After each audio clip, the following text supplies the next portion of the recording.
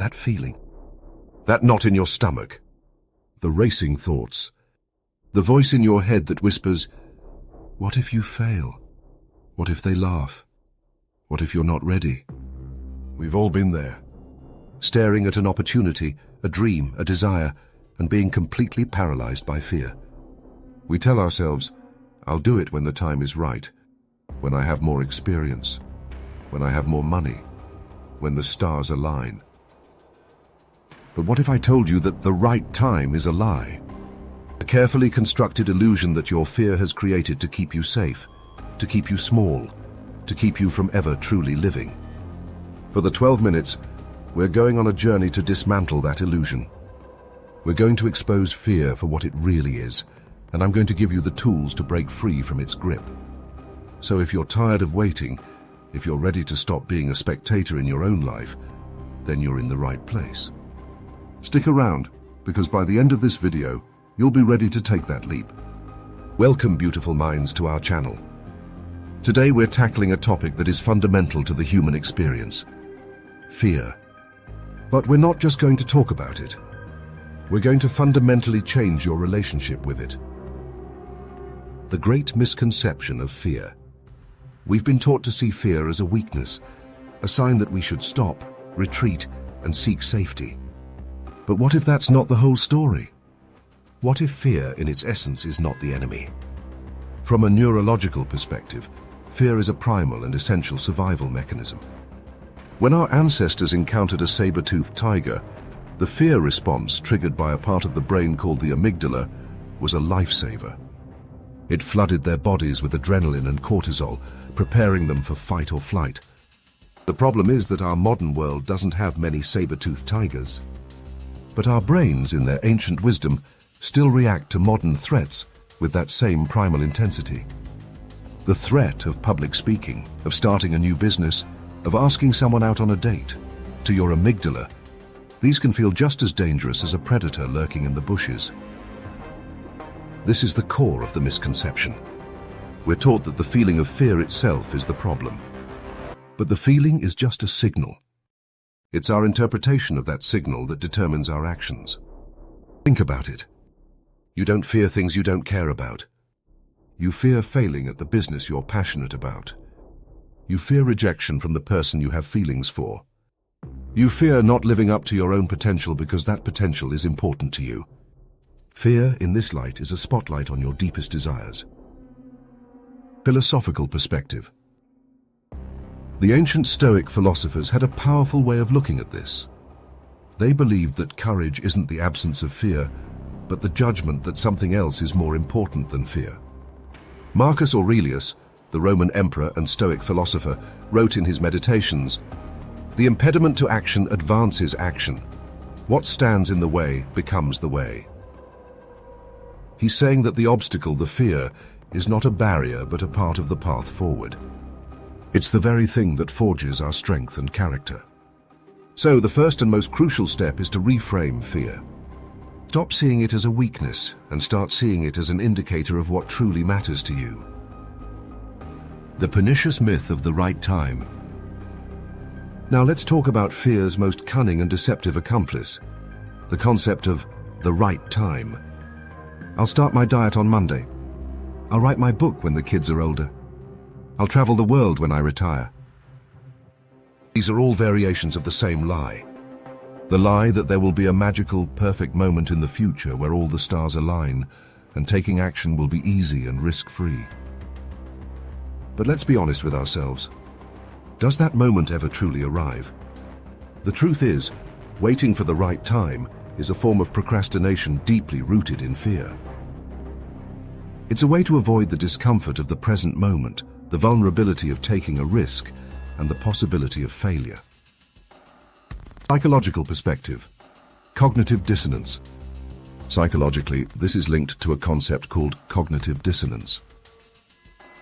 We know we should be doing something, but the fear of doing it creates a mental conflict. To resolve this conflict, we rationalize our inaction by telling ourselves we're being prudent or strategic by waiting for a better time. Think about some of the greatest achievements in history. Did Martin Luther King Jr. wait for the right time to fight for civil rights? Did Marie Curie wait for the right time to conduct her groundbreaking research in a male-dominated field? No. They acted in the face of immense adversity and uncertainty because they understood that the time is always now.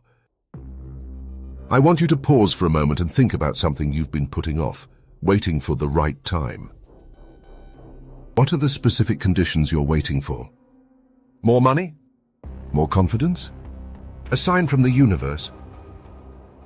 Now, I want you to honestly ask yourself, are these conditions truly necessary, or are they a convenient excuse to stay in your comfort zone?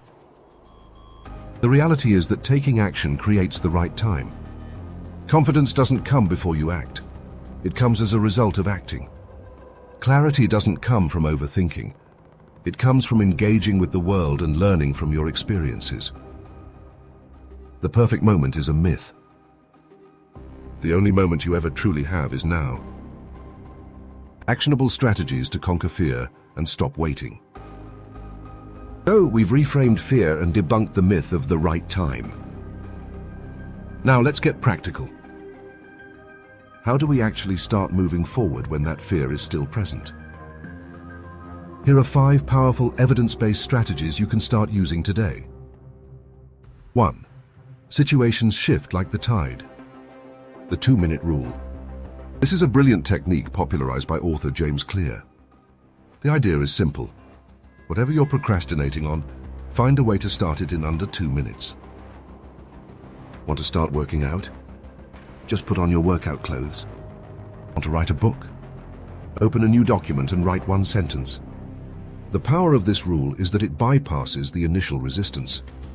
It makes the task so small and non-threatening that your fear doesn't have time to kick in.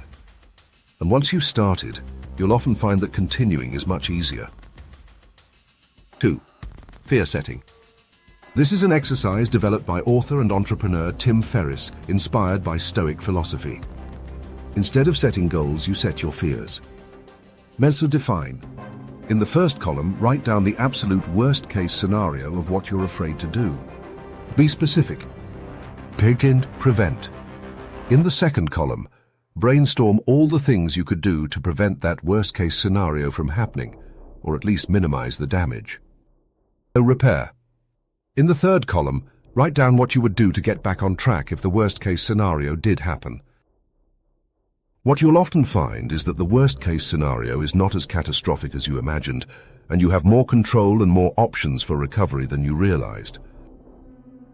This exercise takes the undefined, terrifying fear and makes it manageable. 3. The power of what if it goes right. Our brains are naturally wired with a negativity bias. We tend to focus on what could go wrong. I want you to consciously flip the script. The next time you find yourself spiraling into what-if scenarios of failure, I want you to force yourself to ask, what if it goes right? What if your business succeeds beyond your wildest dreams? What if your speech inspires people? What if that person you ask out becomes the love of your life? By consciously focusing on the potential positive outcomes, you're retraining your brain to see opportunity instead of just threats. I suggest you read a book by Norman Vincent Peale, The Power of Positive Thinking. 4. Embrace imperfect action. Perfectionism is fear in disguise. We wait for the perfect plan, the perfect product, the perfect moment. But perfection is an illusion that leads to paralysis. Embrace the mantra, imperfect action is better than perfect inaction. The most successful people in the world are not the ones who never make mistakes. They are the ones who are willing to be messy, to learn as they go, and to iterate and improve over time. Your first attempt at anything will likely be flawed, and that's not just okay, it's essential. It's how you learn. 5. Find your why. When your why is big enough, the how becomes easier and the fear becomes smaller. Take some time to really connect with your motivation. Why do you want to achieve this goal? What will it bring to your life and the lives of others? Write it down. Visualize it. Feel it. When fear inevitably shows up, your why will be the fuel that propels you forward. It will be the voice that is louder than the whispers of doubt. I suggest you read a book by Simon Sinek, Start With Why. Conclusion. The journey to overcome fear and stop waiting for the right time is not about becoming fearless. It's about feeling the fear and doing it anyway. It's about recognizing that fear is a part of the human experience, but it doesn't have to be the part that dictates your life. The world is full of people who are waiting. Waiting for permission. Waiting for certainty. Waiting for the fear to go away. But you are not one of them. Not anymore. You have the knowledge to understand your fear.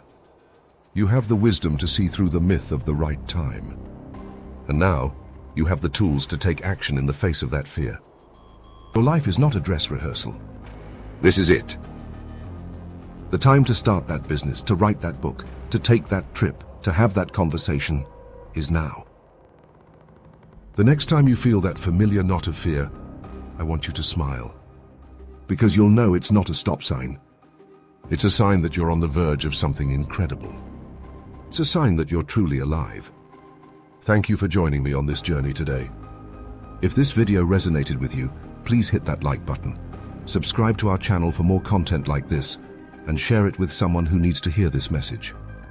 And in the comments below, I want you to do one thing.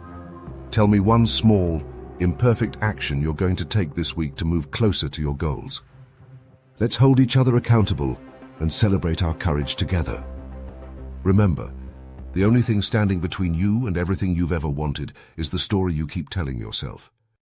It's time to write a new one.